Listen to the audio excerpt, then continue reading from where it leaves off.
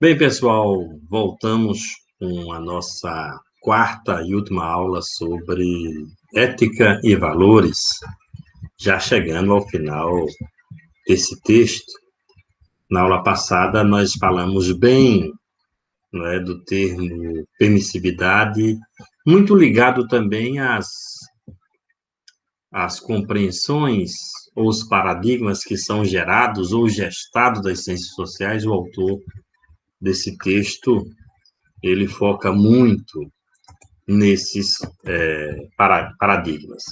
Aqui nós vamos ter dois temas, o tema do pragmatismo e do hedonismo, que também são importantes para a gente entender o momento, digamos assim, de crise no sistema ético. O pragmatismo, o autor diz que, claro, que sempre ocorreu algo parecido na história das ideias desde a antiguidade. O quê? Colocar em dúvida a função da teoria dentro da vida prática, da vida cotidiana, e exigido pensar uma série de efeitos verificáveis. Isso sempre foi uma ocorrência na história, esse tipo de ceticismo que coloca em dúvida se a teoria serve ou não serve. Quando a filosofia ela é constituída, construída, sistematizada lá na antiguidade, ela é construída e sistematizada para poder explicar a vida, para poder explicar o nomos. Mesmo com todas essas críticas e esse ceticismo sobre a função da teoria, a teoria tem nos servido sim, porque, como nós falamos na primeira aula, no conceito de ética, nós precisamos de paradigmas que são indutores do fazer. E a ética é esse elemento indutor, é o guia, a ética é o guia da ação, não só o guia da ação, mas é a própria reflexão. A autorreflexão, aquela reflexão que ocorre dentro, e também a reflexão ou o juízo de valor do comportamento de outras pessoas. No século XIX, desenvolveu as potencialidades da chamada Revolução Industrial. E aí, como eu falei para vocês, a Revolução Industrial, não disse isso, né, na aula passada, mas eu falei das cidades que são superpovoadas, as metrópoles que têm muitas pessoas. E claro que no século XIX, essas cidades começam a aparecer em função desse fenômeno que nós estamos chamando aqui de Revolução Industrial. A Revolução Industrial tem uma parcela de contribuição muito forte neste crescimento e fortalecimento dessas cidades.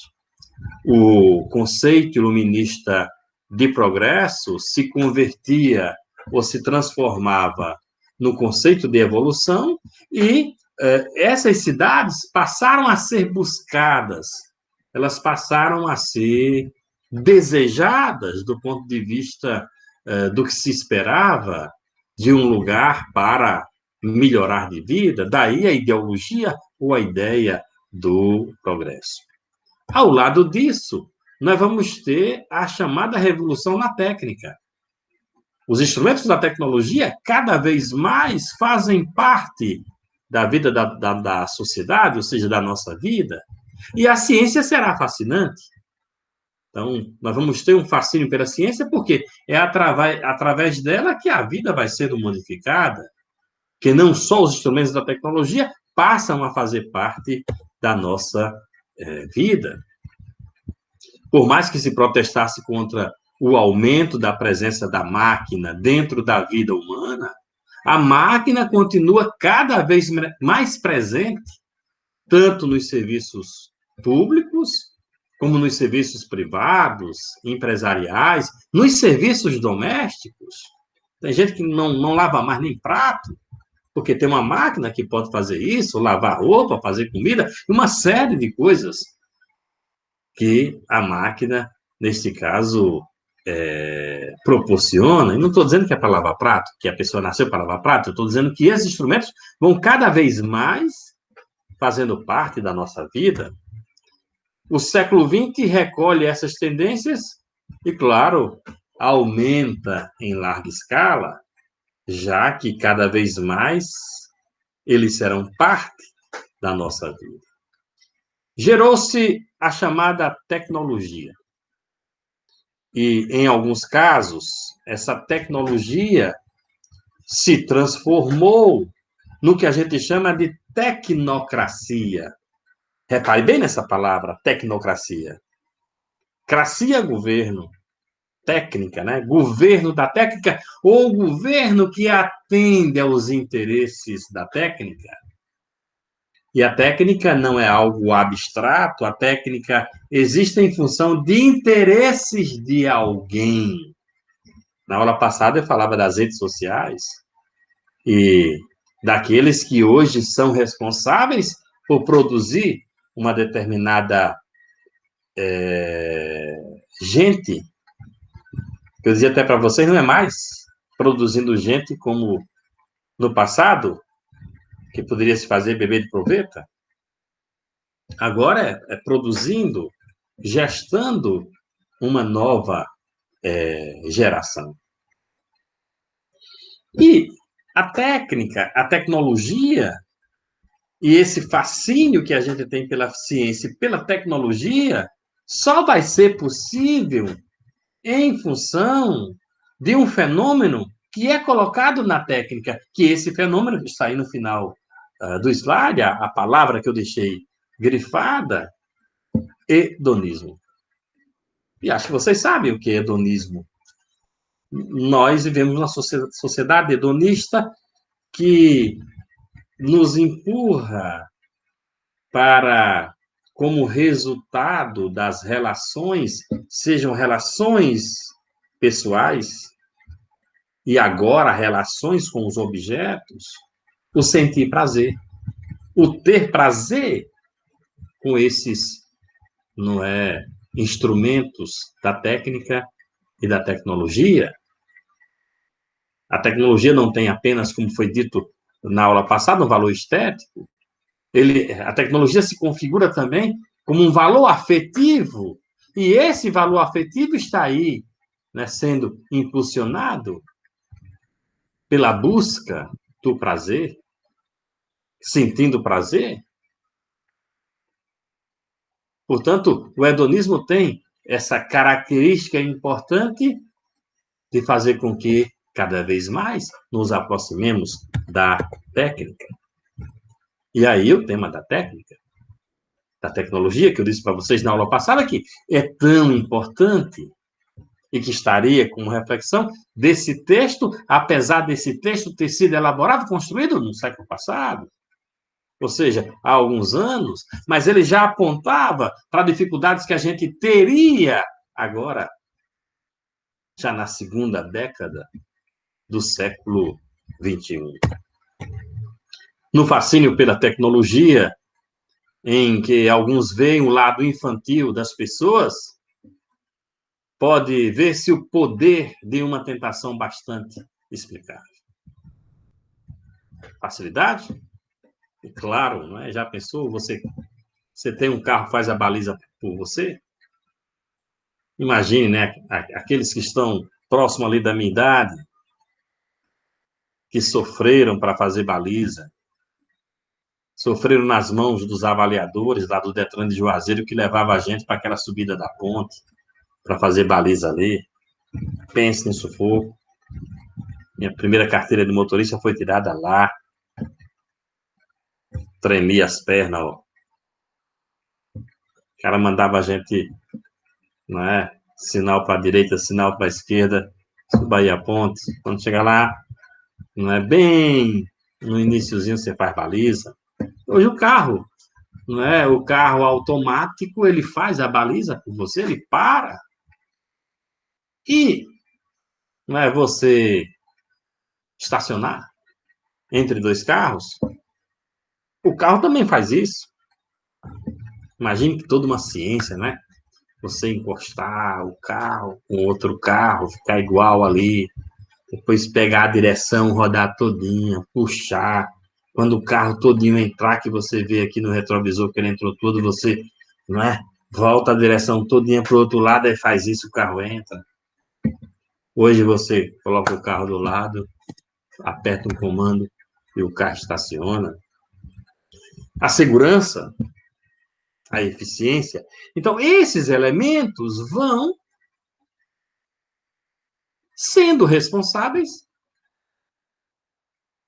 para que depositemos prazer, alegria, afetividade na técnica e na tecnologia. Imagine um HD de vocês da pau. Ave Maria, que dor no coração. Perdi uma vida. Não é? Não é desse jeito que nós tratamos a tecnologia? Quando o celular cai que quebra. Então, nós passamos a desenvolver o que Boaventura Souza Santos, no texto do Social e Político na Transição Pós-Moderna, do livro Pela Mão de Alice, coloca muito bem. Nós vamos tratar deste texto aqui nas nossas aulas, que ele diz lá que nós ficamos à vontade com as coisas. Claro que, para isso, perdemos o à vontade com as pessoas.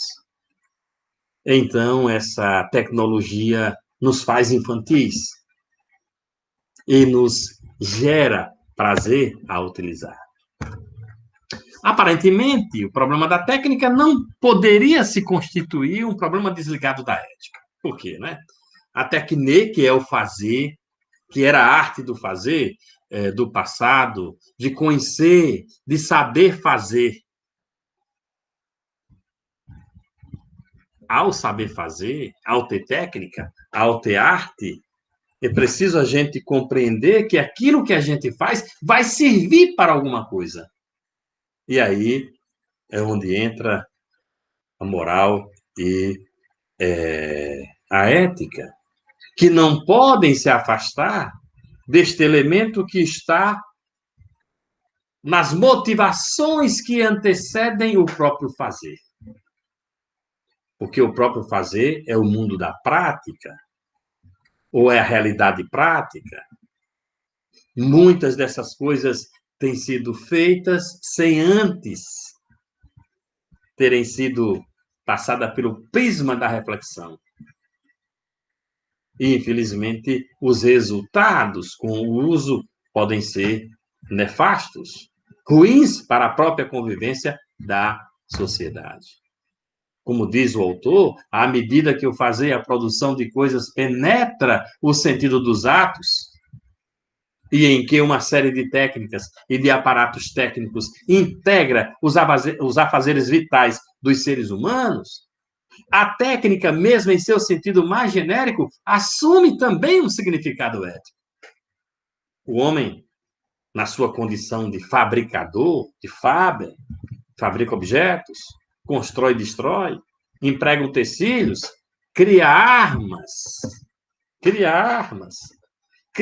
de destruição em massa. Em função de quê? Visando o quê? E as armas atômicas, as armas químicas, biológicas, tem muita sabedoria, tem muita ciência, mas é ético. É ético usar essas armas sobre populações inocentes? Não é ético. É ético fazer as armas para utilizar em populações inocentes? Que é aquela primeira pergunta que deve ser feita e que, em tese, deveria guiar o faber, deveria guiar o fazer, mas o que está por trás das armas? Qual a finalidade das armas? A finalidade das armas não é o bem.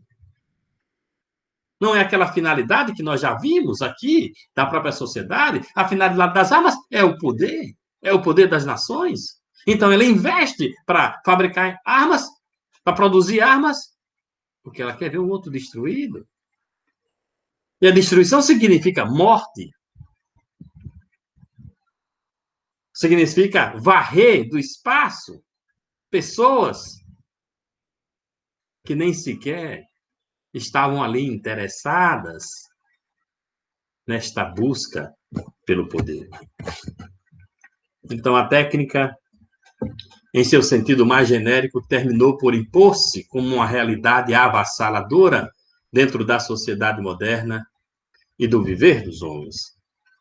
Cada vez mais as coisas que se dizem e se fazem implicam referências técnicas. Não será uma frase banal, apesar de óbvia, dizer que a técnica se tornou um fascínio absoluto, que domina o espírito das pessoas e, não é, dos grupos. E a técnica não é neutra. Como diz aí, né? A técnica é ambígua, senão ambivalente. E aí onde acha o perigo, onde se acha o perigo. O ceticismo moral distinto do filosófico, mas afim a ele, se alimenta da visão da humanidade entregue ao hedonismo, ao imediatismo, à violência, todas essas coisas sustentadas nos últimos tempos pela maré montante da tecnologia. E agora, né, como eu pedi para que vocês pudessem ver o documentário O Dilema das Redes, com toda essa preparação de uma geração que não vai se conduzir ao bem, que é o grande problema, que já estamos enfrentando, e que no futuro bem próximo vamos estar percebendo isso mais claramente. Tem um tema muito importante, que também precisa ser um tema de discussão, é a questão da bioética. Vez por outra, nós estamos ouvindo informações de grupos de empresários aliados aos nossos representantes nefastos, que querem, por exemplo, tirar do rótulo dos alimentos a composição dos alimentos, a nocividade, para que cada vez mais a gente compre coisas com veneno, modificadas geneticamente, para que cada vez mais a gente lote os hospitais, porque usar a saúde é caro e alguém ganha com isso. Você não acha que é massa ter câncer para aqueles que vendem os produtos para curar o câncer? Curar, entre aspas. Você não acha que é massa para alguns terem mais gente doente, porque aí se usa mais os hospitais? Você não acha? Tudo isso é do tema da bioética. Da bioética. As combinações genéticas, a manipulação de processos reprodutivos. Agora, como a gente vai ver nos próximos textos, especialmente no texto de Boaventura, a ditadura do corpo, que impõe determinada condição para que o corpo esteja naquele biotipo esperado pela sociedade, aquele biotipo desejado pela sociedade. E aí homens e mulheres de todos os gêneros, de todas as qualidades, se envolvem neste, não é, fascínio da ciência que modifica o corpo, de um corpo que é desejado, sem perceber o que está por trás. Esse tema é o tema da bioética. Não tem um cuscuz que você come que não seja com milho geneticamente modificado. Tem aquele triângulozinho, óleo de soja, farinha de mandioca, e assim se vai. E cada vez mais pessoas doentes, morrendo em decorrência do que se ingere, dos refrigerantes cheios de açúcar, dos enlatados, daquelas comidas que entregam na nossa porta, né? Do Pede Aí, do iFood, que não é comida, mas é o agente entregador que facilitou a nossa vida. Ao invés de eu sair daqui, gastar gasolina e ir lá para o restaurante, a comida pode chegar aqui na minha casa. Naquele hambúrguer, com aquela maionese cheia de porcaria, com aquela carne que já vem de um boi que recebeu tanta porcaria para ter a carne macia. Veja, esses temas são os temas da bioética, que não estamos discutindo, mas que deveriam pautar as nossas discussões, as nossas reflexões e as nossas ações. Mas, infelizmente, não estamos fazendo. E o debate teórico do século XX girou ainda em torno de alguns filósofos que terminaram cansados e sem respostas para essa sociedade que se modificou. Então, eu diria para vocês que ainda como pontos de encontro da reflexão, ou pontos de interseção, ou de paradigma que ainda serviram Marx para fazer a crítica à sociedade do capital, um grande teórico, de um valor muito grande, porque lendo Marx e compreendendo, a gente compreende a sociedade do capital. Hegel, já falei aqui muito dele, o texto trata muito dele. Nietzsche, falei um pouco de Nietzsche. Nietzsche, contrário a uma série de coisas que estamos tratando aqui. E uma figura que não pode deixar de ser compreendida e lida. Depois que eu li, inclusive, pude compreender tanta coisa e mudar determinadas compreensões que eu tinha, que é Freud. Alguns de vocês, se puderem, encontre aí o mal-estar da cultura, o mal-estar da civilização, para vocês não estarem reproduzindo baboseiras de determinadas pessoas ou líderes que dizem que tudo é coisa do comunismo. Porque está cheio no mundo, né? Essas baboseiras, que tudo é coisa dos teóricos, de Gramsci, né? Imbecilidade. Pessoas imbecis que nunca estudaram e seguem determinado pseudo-filósofo que culpa a teoria de alguém. O problema está dentro de nós, nos nossos desejos, nas nossas irracionalidades. Leia Freud. Ajuda tanto. Então, esses filósofos, eles conseguiram permear o debate do século XX. E tem um filósofo aqui que também vamos falar dele, que é o filósofo da escola de Frankfurt, que é uma escola da Alemanha, de intelectuais da Alemanha, que tem mais de uma geração, essa escola, que eles passaram a discutir a sociedade a partir desses novos pressupostos da sociedade. E aí a escola de Frankfurt, que tem, segundo o autor desse texto, um prolífico e provocativo autor representando um dos principais pontos de referência das últimas décadas. Não sei se já morreu, acho que não. Se não, está bem velhinho. Jürgen Habermas, ou Jürgen Habermas. Habermas passou a discutir também os conceitos de ética cognitiva e não cognitiva, para poder, quem sabe, dar uma resposta a essa confusão sobre os conceitos, sobre os paradigmas de ética.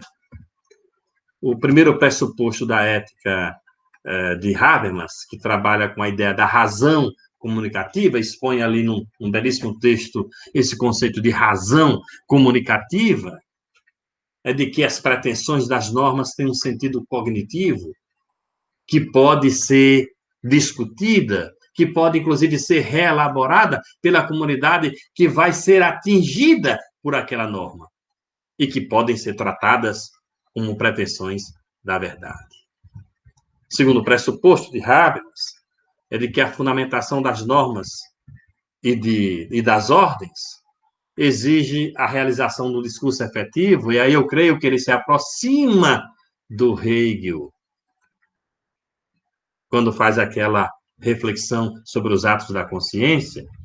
Ou seja, esse discurso efetivo só pode ocorrer quando os sujeitos estiverem experimentando na prática a norma, avaliando a norma e modificando a norma, o que ele coloca como processo interativo da norma entre os sujeitos a partir da comunicação ou a partir do agir comunicativo. E aí, claro, quando ele traz esse tema esbarra em dois modelos de ética, uma ética não cognitiva com uma ética cognitiva, uma com um discurso descritivo e explicativo, e outra com um discurso valorativo e prescritivo. Então, a ética não cognitiva, prescritiva e valorativa. A ética cognitiva, explicativa, descritiva. Para melhorar aí essa explicação, que é difícil, eu fui na internet, esse texto tem alguns slides que eu tento explicar melhor, e aí, para a gente entender o que é isso, o que é essa coisa da ética cognitiva e ética não cognitiva. Eu vou ler para vocês aqui, né?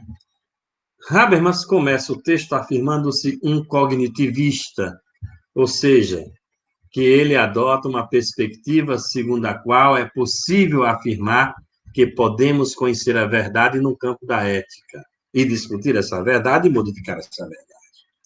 Em outras palavras, ele considera que é possível afirmar que certas proposições ligadas à moral são verdadeiras ou falsas. Portanto, o cognitivismo implica a crença de que a razão pode ser um guia adequado na identificação do que é moralmente correto ou incorreto. O não cognitivismo é a crença oposta, fundada na ideia de que a razão é meramente instrumental e que, portanto, nada nos pode dizer no tocante a valores. Aí nós vamos para Kant. Segundo os não cognitivistas, como Kelsen, do direito, Wittgenstein, é impossível fazer afirmações objetivamente verdadeiras acerca de questões valorativas, que por isso mesmo não são objetos da ciência, são objetos da própria metafísica. E aí, por exemplo, a ética, nesse sentido, não seria objeto, segundo Kelsen, do direito. Mas para Habermas, sim, porque é cognitivo. Então, a razão pode definir e decidir sobre tal. E pode modificar, se, claro, os sujeitos, a comunidade interpretativa, ela consegue, não é, se colocar, decidir sobre tal. E aí temas que são importantes para essa discussão. O primeiro tema é o tema da violência. O segundo tema é o tema da utopia, que eu vou até dizer para vocês que não é aquela utopia que a gente costuma a entender e a compreender. Veja a violência, né? Destaca-se no meio do atravancado panorama do mundo de hoje a violência. Tema, ordem do dia, né? Ordem do dia. Destaca-se dentro da difícil convivência das pessoas em um mundo desacralizado, superpovoado, gerador de violência, falei para vocês aqui na aula passada. Um mundo alimentado pela ânsia do enriquecimento material, e aí, para querer enricar, eu não vou ficar avaliando os meios. Eu foco nos fins. Os fins é ficar rico. Os fins é ter as coisas. E aí os meios, não é? Posso usar qualquer meio do mais escroto possível, do mais fétido, não é? Do mais horrível, porque eu tenho um fim, que é o enriquecimento. É ético? Claro que não, né? Mas é essa sociedade que a gente está vivendo. Sociedade do imediato, do imediatismo. E claro que uma sociedade como essa, ela é produtora de violência. Ela é violenta e ela produz a violência. E violência não significa ou não combina com aquilo que a gente discutiu no primeiro texto, qual o fim almejado por cada indivíduo numa sociedade, o bem. Não combina. A violência é um hábito de indivíduos, de grupos, é um modo de viver, o texto trata disso. A violência envolve condições socioculturais, tem um ethos que se instala nos comportamentos, produz uma espécie de ciclo vicioso, que às vezes, né, parece que só tem essa saída, não tem outra. Provém de determinados condicionamentos e provoca a continuação deles. A violência foi e é uma constante na convivência entre os povos, e as dificuldades de sobrevivência de certos povos pequenos e fracos constituem hoje um contraste em face do pluralismo ético, sonora e frequentemente apregoado, já que a sociedade ela respeita tanto o outro, respeita, mas se é para invadir o outro, se é para provocar conflito no outro, se é para tomar as coisas do outro, não tem outro meio. O meio é o da provocação da violência. O século XX está cheio de exemplos dessas dificuldades dos povos mais pobres e mais fracos.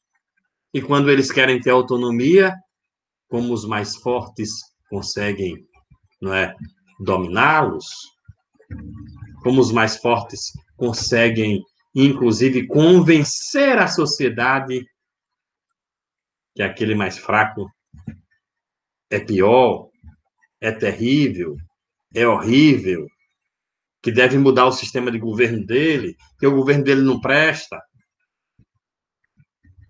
E aí a sociedade fica com a faca nos dentes, apoiando qualquer ação beligerante. Infelizmente. Então a violência combina com esse caos. A violência combina com esse estado de coisas sem ética.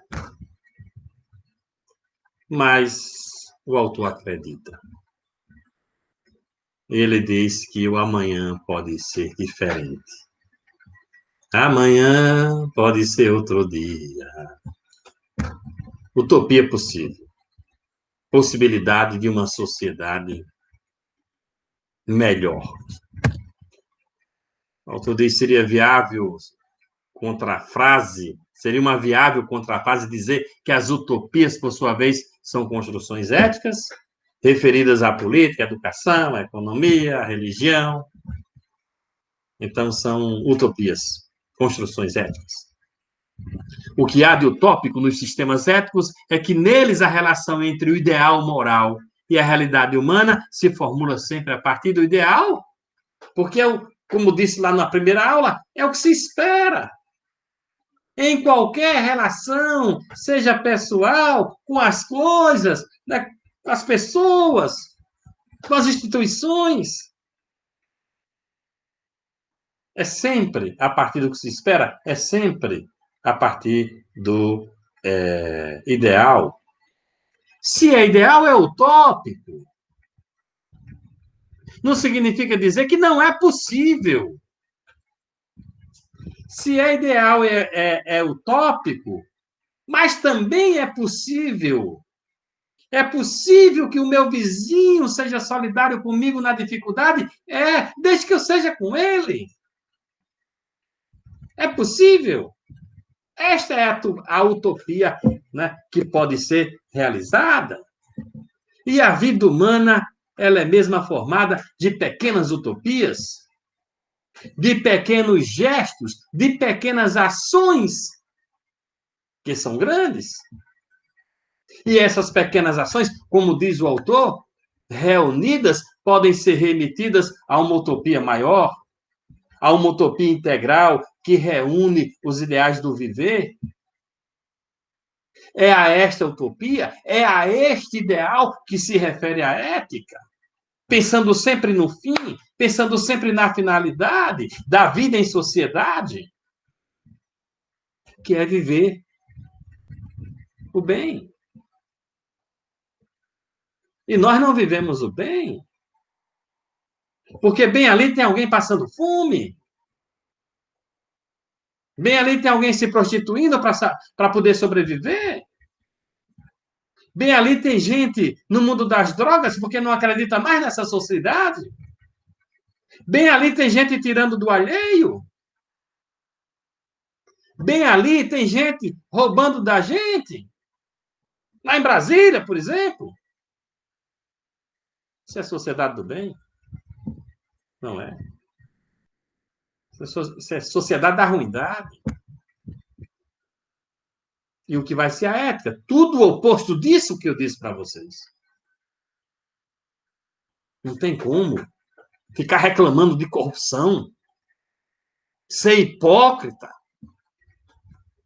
quando o caixa do supermercado te dá um troco errado e você bota no bolso e sai. Depois vai para a rua com a bandeira amarela ou vermelha ou azul para lutar contra a corrupção. Isso é hipocrisia. Isso é hipocrisia. Qual corrupção tu está falando? Aquela que está distante de tu ou aquela que está dentro da tua casa? Das tuas atitudes? Grita contra a corrupção e fica colando na prova? Fica passando a resposta para o colega? Qual corrupção tu está falando? É contra a corrupção e fica doido encontrando alguém que faça a tua prova no teu lugar para tu passar no concurso? Então, a vida humana é formada de pequenas utopias. Se começa por nós, essa coisa se espalha. Mas se somos indiferentes ou fingimos que nos preocupamos e no dia a dia fazemos o que fazemos, vai querer sociedade boa? Pelo amor de Deus. O autor lembra que no concernente às utopias não se deve considerar realizadas a que foram formuladas no passado. E aí ele vai retomar todas aquelas utopias dos clássicos. Eu vou me lembrar aqui de uma utopia dos clássicos, que está lá, não sei se na primeira ou segunda aula, que era o ideal de sábio. Não tem condições de ser feliz sem ser honesto. A felicidade é igual, a honestidade é igual à felicidade. Isso é o ideal. Isso é a utopia que deve ser buscada, que deve ser, né, não deve ser considerada realizada. É isso que o autor coloca nesse texto. Não parecem, né, ser atendidas. É importante continuar valorizando como ideais os ideais legados pelos clássicos. Sempre será melhor uma humanidade submetida a ideais ou padrões ideais do que orientada pela máquina, pela rede social. O brilho dos metais, a volúpia da velocidade, a mística da eficiência, a ditadura do comodismo. É isso que a gente quer? Ou ideais humanos? Precisamos escolher, precisamos decidir. A ciência, a política, a arte tentam substituir a religião e embasar a ética ou pôr-se em seu lugar. Mas sabe o que aconteceu? A partir da segunda metade do século XX, no lugar da ética, no lugar daqueles paradigmas estáveis, daqueles fundamentos que tinham solidez e que tinham alicerce, os meios de comunicação ditam os gostos, ditam as regras, ditam a forma, neste caso, de viver. Em lugar da família e da religião, são o rádio, a TV, as redes sociais, que ditam os gostos, que oferecem aos seres humanos o ralo-quião de verdades e valores de que precisam. E já vimos aqui que os valores são distorcidos, é a filosofia do êxito. Tem como a sociedade melhorar com isso? Mas o autor lembra que talvez seja confortador pensar que o errante século XXI pode ser um século de confluências e equilíbrios. Oxalá, meu Deus, que isso aconteça. Confluências entre doutrinas, mais talvez pelo cansaço delas do que por outra coisa. Confluências entre credos e povos, embora as dominações continuem e a desgraça do neoliberalismo sirva servindo de palho ao triunfalismo capitalista. E aí tivemos uma resposta muito grande nessa pandemia, porque os defensores do Estado mínimo tiveram que botar o seu argumento não sei aonde, porque se não fosse o Estado socorrendo um bocado de gente, a desgraça tinha sido grande. Já pensou como seria a sua porta? As pessoas batendo e pedindo comida todo dia porque não tinha? Vai triunfar neoliberalismo no inferno da pedra. Equilíbrios, possivelmente, né, apesar dos inexoráveis avanços técnicos que sempre conduzam alguma dose, né, ou que sempre são conduzidos para alguma dose de desumanização. E aí lembra o autor, a propósito de equilíbrios, vale mencionar o crescimento da preocupação dos pensadores com temas como a paz, a natureza, né? Tem esses temas estão por aí, os destinos do planeta, preocupação que chega com atraso, mas é urgente, porque se a gente não se preocupar com essas coisas, a natureza nos dá uma resposta, e nos dá uma resposta para nos extinguir, e nós não queremos ser extintos agora. Por isso, a necessidade deste processo de reflexão. E o autor diz, né, para terminar esse texto, que o sentido do humano, sempre visto como constitutivamente finito, se acha na fraqueza dos entes e também em seu esforço. Acha-se no bem e no mal, nas festas e nas guerras. E é dentro do que há de humano nestas coisas que se buscará um denominador comum inteligível. Menos nas quantidades. Menos nas quantidades. Mais no qualificativo. Menos na informação.